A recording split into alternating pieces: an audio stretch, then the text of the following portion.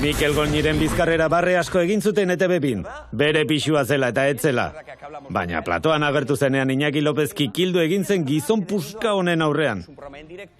A veces nuestros comentarios, no te voy a decir que sean malinterpretados, pero sí que se salen de tono. Es cierto, porque además la televisión tiene mucho de eso.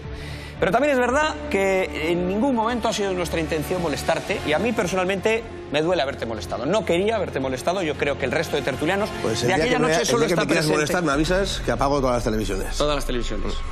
Bueno, pues solo espero de verdad que con el tiempo me llegues a disculpar. Yo solo te pido eso, que no solo conmigo, con el resto de la gente. Con el resto de la Ese gente. humor Pero tú has hablado con el resto de la gente.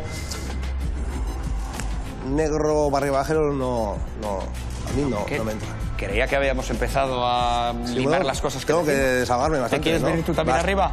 Sí, me gustaría. No tengo tanta labia como tú. No importa. No es necesario. No es necesario. Ya ves, más de lo que sirve la labia. Déjate.